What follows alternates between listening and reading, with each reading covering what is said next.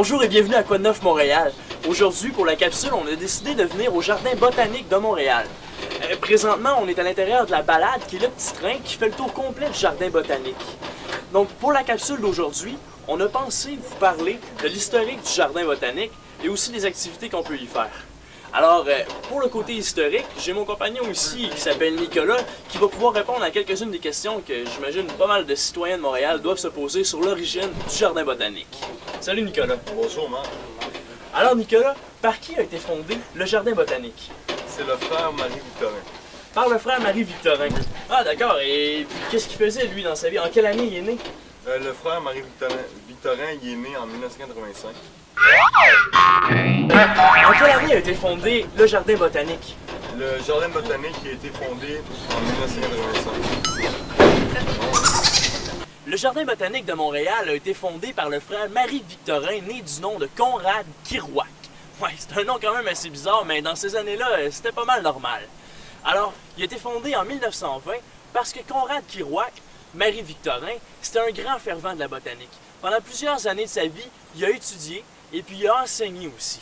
Alors, dans les années 1918 à 1920, lui, il a eu un grand rêve. Il a eu le rêve de faire connaître la botanique, faire connaître la nature à tout le monde.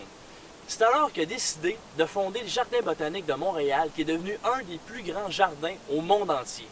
On va aller voir qu'est-ce qui se passe au Jardin botanique. Qu'est-ce que t'en penses? Ouais, j'aimerais ça. Ouais? Ouais. Bon, let's go, on y va! Alors, pour ce qui est de la section activité, puis je vous vois déjà venir, hein? Activité, ça veut dire on dépense de l'argent, il y a des coûts reliés à ça, mais détrompez-vous, parce que le jardin botanique, c'est pas si cher que ça. Même si en été, oui, ça coûte de l'argent pour rentrer, il y a des possibilités d'avoir des rabais pour les résidents de Montréal avec la carte Action. Sinon, en hiver, c'est gratuit. Mais ça veut pas dire pour autant qu'il n'y a pas d'activité. Regardez, juste en automne par exemple, il y a un concours de citrouilles, et puis les arbres changent de couleur, ce qui est magnifique. Sinon, en hiver, les serres restent ouvertes, et puis en plus, il y a l'insectarium qui est super intéressant à aller voir. Et sinon, durant l'été, pour ce qui est la période la plus active dans le fond, il y a énormément, mais énormément d'activités artistiques. Si on prend par exemple, juste aujourd'hui, il y a eu un spectacle asiatique qui s'est donné dans le jardin de Chine. C'était à couper le souffle.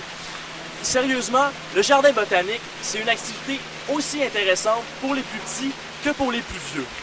Vous pouvez amener toute la famille. À un prix abordable, raisonnable, passer une journée en plein air, faire un peu d'exercice, et puis en plus vous rafraîchir les idées, parce que... Et voilà, merci.